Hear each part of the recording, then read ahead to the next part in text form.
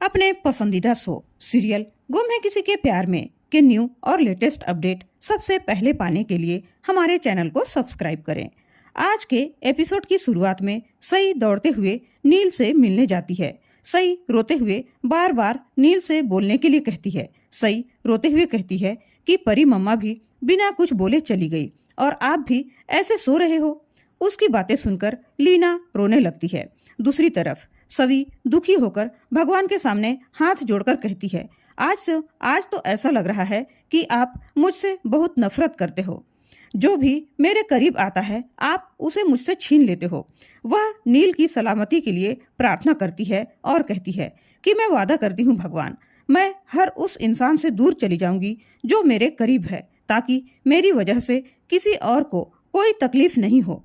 इधर सई नील से कहती है कि क्या आप भी पापा की तरह स्टार बनने वाले हो? अगर आप स्टार बन गए तो मैं भी आपके साथ स्टार बन जाऊंगी। मैं आपसे दूर नहीं रह सकती। अगर आप चले गए तो मेरी फैमिली का ध्यान कौन रखेगा? भाग्यश्री याद करती है कि किस तरह से नील ने सई को श्रीचंद से बचाया था।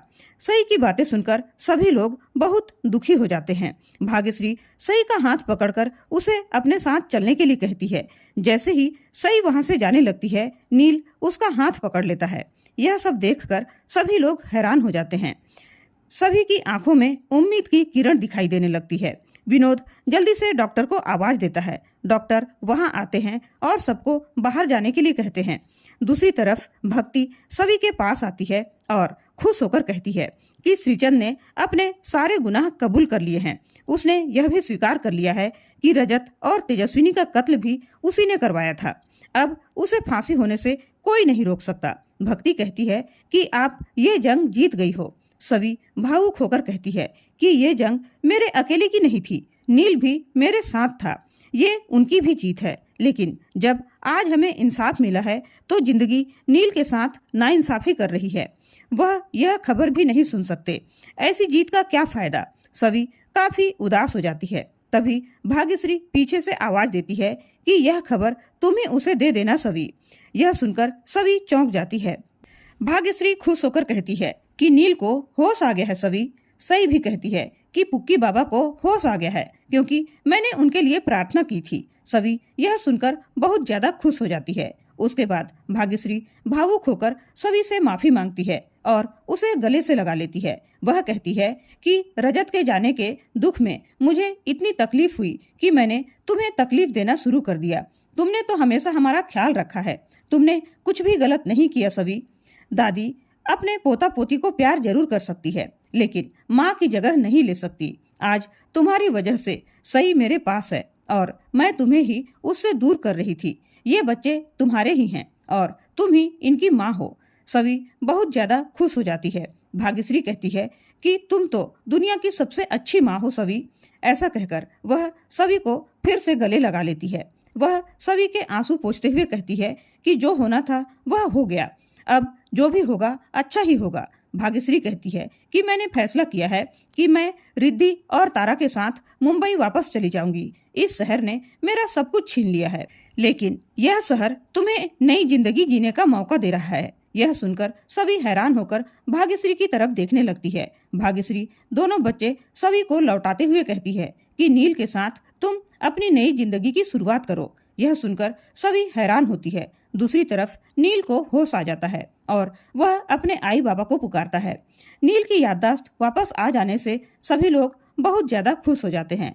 सभी को देखकर नील भी बहुत ज्यादा खुश होता है। बाहर से सभी भी नील को देखकर बहुत खुश होती है। उसके बाद नील तेजस्विनी का नाम लेता है। उसे याद आता है कि किस प्रकार तेजस्विनी की मौत हुई थी। सभी भी भगवान का शुक्रिया अदा करती है और सोचती है कि अब नील को मेरी जरूरत नहीं है, अब मुझे यहाँ से चले जाना चाहिए।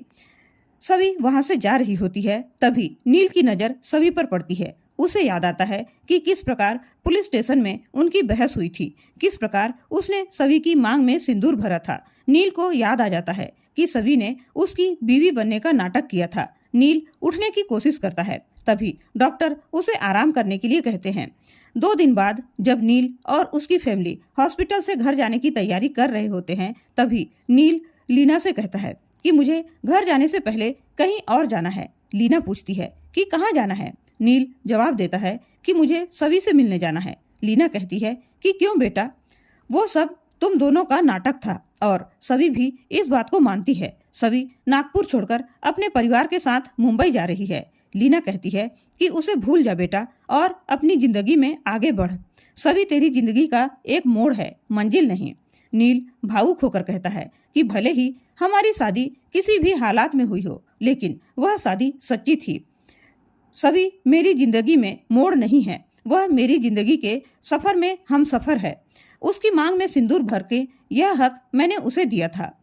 नील कहता है कि मेरी याददाश्त जाने के बाद वह मुझे छोड़कर अपनी जिंदगी जी सकती थी, लेकिन उसने मेरे साथ रहकर अपना फर्ज निभाया।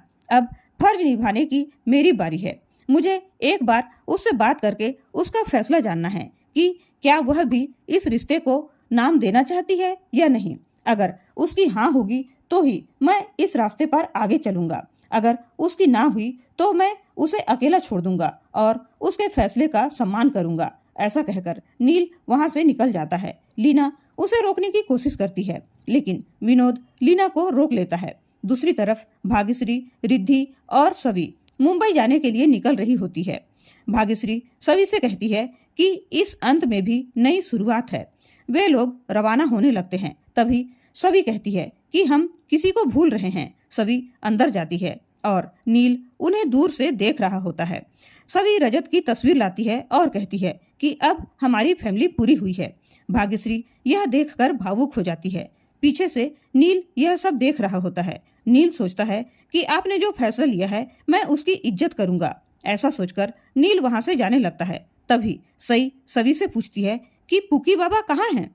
क्या वे हमारे साथ नहीं जाएंगे? नील रुक जाता है। सभी जवाब देती है कि नहीं। सभी कहती है कि जब भी आपको उनकी जरूरत होगी वो आपके पास आ जाएंगे, लेकिन अभी हमें यहाँ से जाना होगा।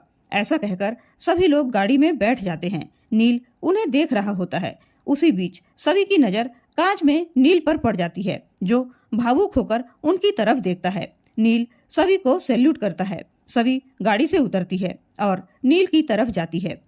सही भी नील को देखकर खुश हो जाती है। नील उससे पूछता है कि क्या हुआ, आप जा नहीं पाई? सभी जवाब देती है कि आपको अलविदा कहे बिना कैसे जाती। नील उसकी तरफ भावुक होकर देखता है और कहता है कि मत जाइए ना, रुक जाइए। जिंदगी में मुसीबतें तो बढ़ती रहेंगी, अगर साथ रहेंगे तो मुसीबतों का सामना भी कर लेंगे। नील प्यार से सभी की तरफ देखते हुए कहता है कि मैं मरते दम तक आपका ख्याल रखूंगा। सभी कहती है कि जब तक जिंदा हैं जिंदगी मुश्किलें देते रहेंगी, लेकिन इस सफर में कुछ ऐसे लोग जरूर मिल जाते हैं जो कांटे भरे इस सफर में हमारे साथ चलते हैं, हमारा ख्याल रखते हैं। आप उन्हीं में से एक हो। जितना साथ आपने मेरा दिया उतना साथ शायद कोई अपना भी नहीं देता। सभी कहती है कि मैं जिंदगी भर आपकी एहसानमंद रहूंगी, लेकिन मैं आपके साथ जिंदगी नहीं बिता पाऊंगी। यह सुनकर नील उदास हो जाता है। सभी कहती है कि मैं सिर्फ अपने बच्चों पर और अपने कैरियर पर ध्यान देना चाहती हूँ। यह सफर जैसा भी हो मैं इसे अकेले अपने दम पर खत्म करना चाहती हूँ। उसकी बातें सुनकर नील दुखी हो जाता है। वह सभी से कहता है कि आप जो फैसला लोगी वह मुझे मंजूर होगा। नील कहता है कि मेरी आपसे एक गुजारिश है, इस बार मैं अजनबी बनकर नहीं रहना चाहता। नील दोस्ती के लिए अपना हाथ आगे बढ़ाता है। सभी भी खुश होकर उसकी दोस्ती को स्वीकार कर लेती है। नील कहता है कि अब तो अलविदा कह दीजिए। सभी उसका धन्यवाद करते हुए उसे अलविदा कहती है। नील और सभी दोनों दुखी होते हैं और उदास होकर आंखों में आंसू लिए हुए अलग अलग रास्ते चले जाते हैं। दोनों अपने अपने रास्तों की तरफ आगे बढ़ते हैं। नील मुड़कर सभी को देखता है। सभी गाड़ी में बैठती है और कांच में नील को देखती है।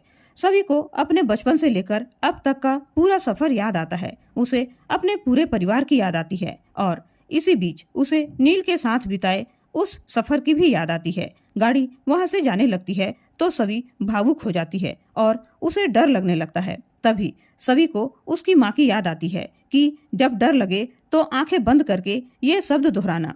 सभी उन शब्दों को दोहराती है और इसी के साथ आज का एपिसोड खत्म हो जाता है।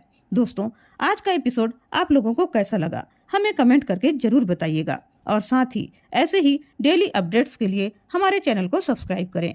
वीडियो पसंद आई हो तो लाइक और शेयर जरूर करें। धन्यवाद।